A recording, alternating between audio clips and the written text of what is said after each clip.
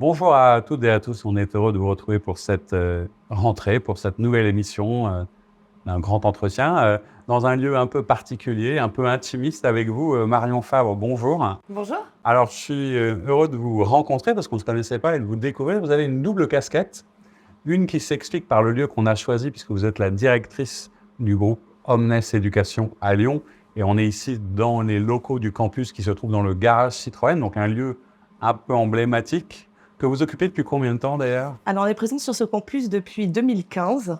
On a eu la joie de contribuer à la rénovation du bâtiment, qui est quand même très emblématique sur Lyon.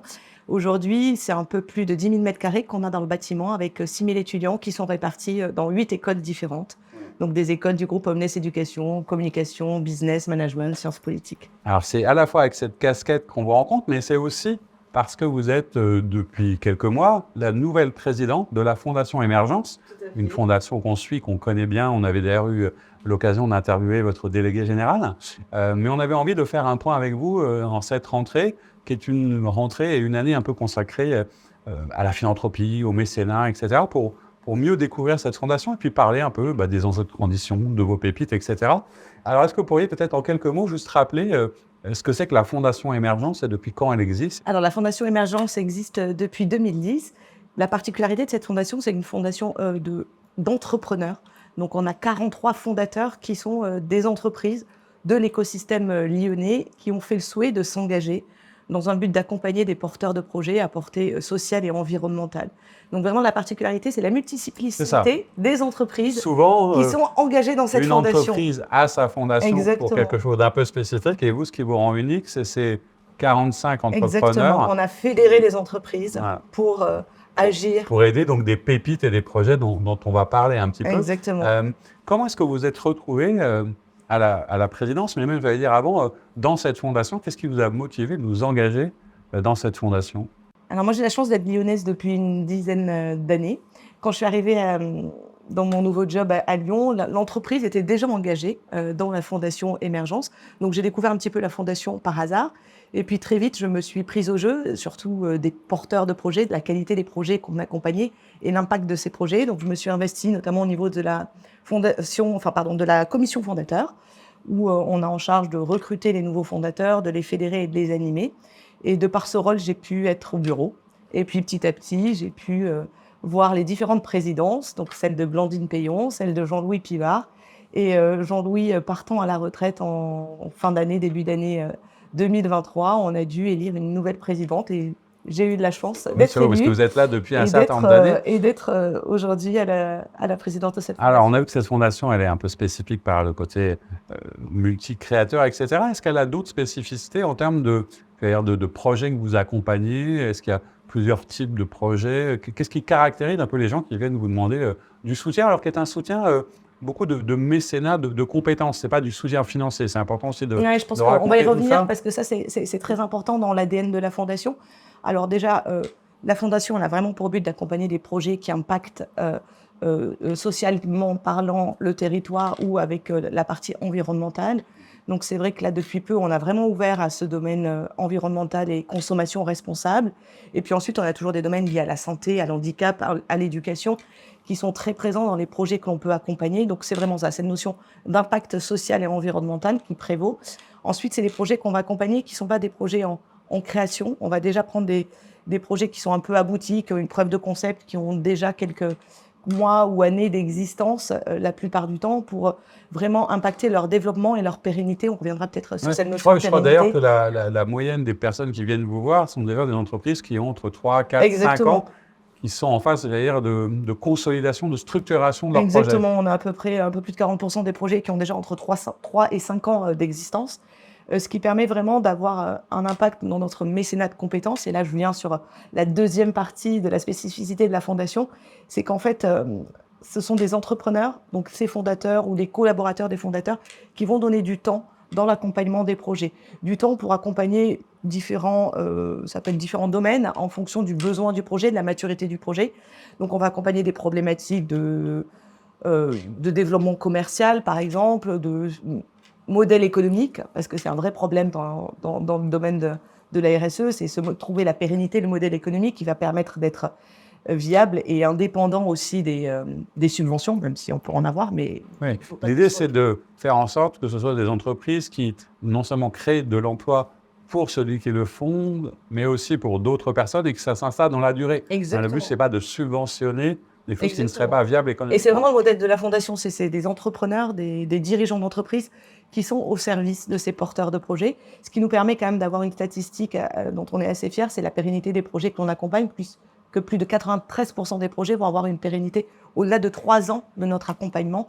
Donc c'est vraiment ce regard, on va dire, entrepreneurial, de faire de l'ESS un domaine comme si c'était un domaine privé, viable, qui se projette à long terme, parce que c'est pour impacter encore plus longtemps et plus durablement le territoire. Un des sujets d'ailleurs de l'économie sociale et solidaire dont on va fêter les 10 ans en 2024, là, peut-être de sortir un petit peu, j'allais dire, de l'endroit où on l'a posé. C'est-à-dire que l'économie sociale et solidaire, c'est une manière de faire de l'économie, c'est une approche, un état d'esprit qui aujourd'hui concerne plus de 10% du PIB, des emplois, etc., mais qu'on veut faire grandir pour le rendre comme un modèle un peu plus évident ou naturel. Et c'est aussi peut-être un début de la fondation, c'est de faire sortir ce modèle plus largement. Je pense que un des postulats de base, c'est cette pérennité et ce modèle économique, c'est trouver le modèle économique qui va permettre d'essaimer les projets, de les développer, soit sur le territoire lyonnais. Aujourd'hui, on a beaucoup de projets qui sont en train d'essaimer en territoire Lyon ou grande métropole lyonnaise, mais aussi qui vont essaimer en national. On accompagne aujourd'hui un CABA pour un étudiant qui a vraiment ce modèle d'essaimage national. Et là, on a une réelle valeur ajoutée puisque ce sont des dirigeants qui vont accompagner, qui ont eu à faire face à ces problématiques dans leur business quotidien et qui vont donner un petit peu les ficelles pour aller plus vite, pour mieux comprendre, pour avoir les points d'attention auprès des porteurs de projets, pour leur permettre de gagner du temps et puis d'avoir des solutions dont ces problématiques d'essaimage. Donc on va beaucoup travailler cet impact, combien de bénéficiaires, donc l'impact territorial. Une réalité, que ça s'installe sur durable. Il y a un autre élément qui est aussi assez peut-être étonnant dans ce monde de l'entrepreneuriat, c'est que la parité, elle est inversée, j'allais dire, quelque part chez vous, puisque je crois que c'est 69% des porteurs de projets qui sont des femmes. Alors, c'est peut-être pas chez nous, mais c'est quand même assez caractéristique Comment de vous l'ESS. l'expliquez un petit peu? Voilà. C'est lié à l'ESS ou est-ce qu'il y a... C'est très lié à l'ESS. Donc, on a peut-être une stat légèrement supérieure à la statistique nationale du marché de l'ESS, mais on a en effet une population très féminine qui s'explique peut-être par l'ouverture aux autres, peut-être un peu plus forte. Un CABA pour un étudiant, c'est Marion, qu'on connaît très bien et qu'on suit avec attention aussi. Ouais. Et puis c'est pareil, c'est souvent des personnes qui vont pas gagner leur vie très rapidement, en tout cas dans le modèle économique. Au début, les débuts des porteurs de projets ne sont pas toujours évidents économiquement parlant, et c'est peut-être plus facile encore, même si on peut le déplorer dans notre société, que ce soit porté par la population féminine.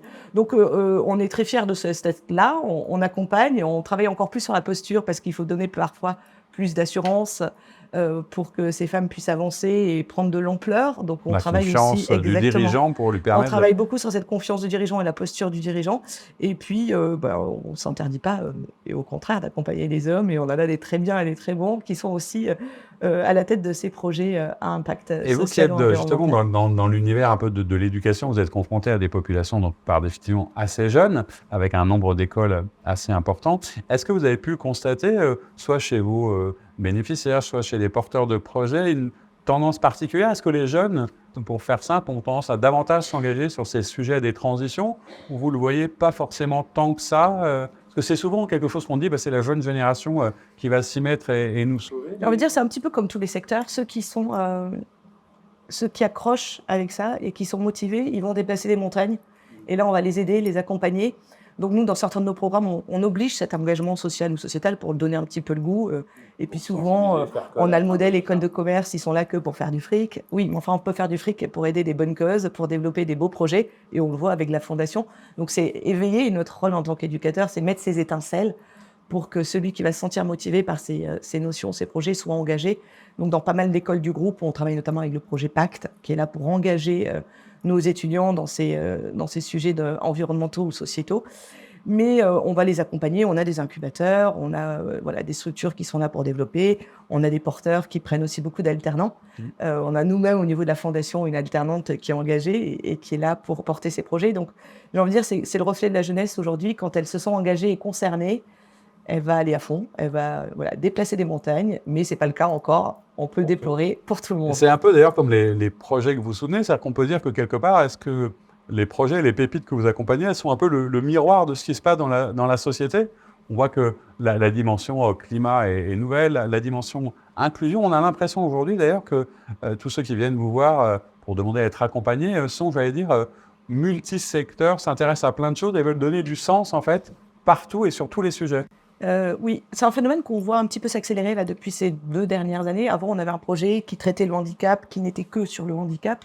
Aujourd'hui, si on prend l'exemple, par exemple, du Regard Français qu'on va accompagner, ils vont traiter des problématiques handicap, mais ils vont aussi avoir la partie consommation responsable avec le textile, produit en France. Donc, on va souvent allier différents domaines, mais quand un projet aujourd'hui se veut responsable, il est de A à Z et va travailler à la fois sur les matières premières, sa façon de s'approvisionner, la façon d'inclure les personnes dans les ESAT qui vont travailler, mais toute la filière va être RSE du début à la fin. Donc il y a un engagement, quand il est global sur l'ensemble de la chaîne et l'ensemble du projet. Pour donner du sens, est-ce que c'est d'ailleurs, parce que c'est une des questions qu'on pouvait se poser, que viennent chercher les gens qui s'engagent chez vous, que ce soit les entrepreneurs, les fondateurs, est-ce qu'ils sont en recherche évidemment de quelque chose autour de la RSE, alors qu'il y a même aujourd'hui, il y a ce nouveau concept un peu de la RTE, de la responsabilité territoriale, parce qu'il y a un vrai impact local, la proximité. Ils viennent chercher quoi? De la RSE ou est-ce qu'ils viennent vraiment chercher du sens, de l'inspiration, de la satisfaction à aider? C'est quoi leur motivation principale quand vous leur parlez? Ce qui va faire aussi la force de la fondation, c'est qu'il y a un engagement financier. Comme toute fondation, il faut qu'elle puisse vivre et être pérenne. Donc, il y a un engagement financier de la part des fondateurs sur une durée de 5 ans. Mais j'ai envie de dire, la quasi-totalité de nos fondateurs vont venir là pour un sens humain, un sens d'impact, et on va veiller à garder cette motivation-là. Donc, c'est des gens qui vont donner de leur temps, et aujourd'hui, le temps d'un dirigeant, c'est précieux, bien plus souvent que de l'argent. Donc, déjà, ne serait-ce que faire le choix de rejoindre la Fondation Émergence, c'est accepter de donner du temps, de donner de soi, partager son expérience, son réseau auprès des porteurs de projets. Donc, c'est souvent des valeurs humaines qui prévalent sur des valeurs financières ou d'accompagnement. Et ces valeurs humaines, on arrive aussi à les exacerber à travers cette notion d'RSE, d'impact social, territorial, environnemental. Donc, c'est des personnes qui sont concernées par ces politiques, qui engagent leur entreprise, puisque la fondation, c'est l'entreprise qui est engagée. Au-delà du dirigeant, c'est le dirigeant et ses collaborateurs qui vont intervenir sur différents projets. Donc, c'est un projet d'entreprise qui est souvent aussi lié à la RSE, mais c'est avant tout un engagement humain au service de la société, au service de ces projets. Et qui est très local, parce que je sais qu'une de vos priorités dans ce mandat, c'est aussi de continuer à vous ancrer dans l'écosystème où vous êtes déjà présente. Qu'est-ce qu'il y a comme perspective d'ancrage, de partenariat avec votre écosystème lyonnais? Alors, on est déjà très présent dans l'écosystème lyonnais. C'est vrai qu'on a une volonté de faire rayonner un petit peu plus la fondation et qu'on parle un peu plus de nous. Mais aujourd'hui, territorialement, on est très ancré avec l'ensemble des acteurs dans la partie RSE et puis développement d'entreprise, qui vont être à la fois les incubateurs qui interviennent en amont de notre travail. Nous, on récupère souvent les projets quand ils sortent des incubateurs, et là où on va contribuer à leur développement. On travaille beaucoup avec les financeurs, par exemple avec la RDI, avec la BPI, qui eux sont très contents de savoir que des entrepreneurs, des dirigeants d'entreprise vont continuer à accompagner ces projets. Ils ne sont pas perdus comme ça. Exactement, c'est un gage un peu, je finance, mais bon, c'est aussi suivi. Et ça, donc, ce sont des partenaires qui sont très forts, qui vont permettre à nos projets de prendre un peu d'ampleur, de se développer, d'essaimer, comme on en a parlé tout à l'heure. Et puis, bien sûr, avec le côté institutionnel et politique, qui est très présent, qui finance aussi, donc avec la métropole de Lyon, avec la mairie notamment. C'est un écosystème un peu spécifique. À Lyon, il y a vraiment un terroir, un territoire d'engagement, de solidarité. L'ESS y est très présente. Est-ce qu'il y a peut-être, avant qu'on ne se quitte, une pépite en particulier qui pourrait être représentative un petit peu de ce que vous faites? Je crois qu'il y en a une que vous aimez bien, vous les aimez bien toutes, mais NEC qui est assez représentative de ce qui se passe aujourd'hui. Alors oui, je suis assez à l'aise pour parler de NEC puisque c'est un projet que je parraine. Donc au-delà de mon rôle de présidente dans la fondation, je prends plaisir aussi à parrainer, à participer à la vie de la fondation. Donc NEC, c'est un projet qui est juste génial, qui est porté par Mehdi et Stéphane, et qui va, grâce à l'attrait du jeu vidéo, contribuer à fédérer des jeunes et des moins jeunes au pied des immeubles de quartier, donc pour, à travers le jeu vidéo, attirer les jeunes dans un espace, les faire cohabiter, travailler ensemble, et puis on va retrouver du soutien scolaire, on va apprendre à qu'est-ce qu'il y a dans un ordinateur, comment on travaille Après, on va vite aller sur du codage, comment on crée des jeux vidéo, mais ça permet un ancrage avec le jeu vidéo. Donc aujourd'hui, tous les gamins jouent aux jeux vidéo. Et puis derrière, ils vont créer des programmes de formation pendant les vacances scolaires, du soutien scolaire. Et puis il y a aussi toute une partie éveil des personnes un peu plus matures. Donc la dernière fois que je suis allée les voir, il y avait un jeu de bowling sur la Wii avec des personnes, j'ai envie de dire une soixantaine d'années, qui étaient là. Presque senior. Voilà, donc il y a ce mélange aussi générationnel à travers le jeu vidéo qui est très riche. Donc ça fait des lieux très vivants qui permettent aux jeunes de voir aussi d'autres perspectives par rapport à l'école ou de voir l'école un petit peu différemment. Donc là, ils sont en train d'essaimer sur le territoire. Donc leur premier lieu est à Vaux-en-Velin. Et là, ils sont en train de discuter parce que c'est... il faut vraiment le voir, mais c'est des lieux de vie énormes. Les gamins sont contents de venir, demandent, ils font des devoirs sans s'en rendre compte. Voilà, on les occupe pendant les vacances. De très utile et qui a un impact. Alors, si on veut, si les personnes qui nous écoutent veulent, j'allais dire, déposer un dossier, je suppose que régulièrement, vous faites une sorte de sélection, vous recevez des dossiers, vous êtes peut-être aussi à la recherche d'entreprises partenaires, etc. Comment on fait pour vous contacter? Est-ce qu'on va directement sur le site directement sur le site internet de la Fondation, ça permet déjà de voir... On fait voilà, ça voilà, on écrit à Marion, mais j'ai surtout une super équipe de permanents, donc avec Fanny qui est la déléguée générale et puis Marine aussi qui s'occupe de sourcer les projets. Donc tout est bien indiqué sur le site internet. Nous, on recherche, on a un process après de sélection et puis d'accompagnement qui est maintenant bien éprouvé, développé et qui a fait ses preuves. Donc voilà, il suffit d'envoyer un petit mail, de remplir un petit questionnaire sur le site internet et puis on prend contact. Et souvent les projets, la première fois où ils vont nous contacter, soit ils sont pas assez matures, soit il manque encore un peu de finesse dans la présentation du projet. Donc certains, on va les suivre pendant 6 mois, 1 an. C'est un bon moyen de savoir où on en est de son dossier pour peut-être effectivement progresser. Et puis après, les étapes, j'ai envie de dire, c'est un peu un cycle naturel. On va discuter, ils vont discuter avec Marine, où vous en êtes du projet. Et puis après, la première étape, on est sur une commission porteur, où là, on va faire parler du projet, vous en êtes où. Et puis si le projet rentre dans la fondation, on appelle ça une séance miroir, où là, pendant 1 heure, on a 10 entrepreneurs qui sont là. On va écouter le porteur de projet. On va le challenger pour essayer de bien comprendre les besoins d'accompagnement et qui on va mettre en face en fonction des besoins d'accompagnement. Parce que l'idée aussi, c'est de matcher et c'est d'utiliser le temps des dirigeants de façon assez optimale et donc de leur demander là où ils sont bons, d'accompagner les porteurs sur là où ils ont besoin d'accompagnement. Et puis la force aussi de la Fondation, c'est le réseau. C'est le réseau des porteurs de projets qui est assez fort maintenant, le réseau des fondateurs qui est aussi très développé et donc c'est d'arriver à faire que toute cette énergie, toutes ces compétences et tout cet humain fonctionne bien au bénéfice du territoire. On le souhaite, c'était un peu l'idée de cette rencontre. Merci beaucoup d'avoir pris le temps d'échanger avec nous. Et quant à vous, je vous dis à très bientôt pour une nouvelle émission. Merci.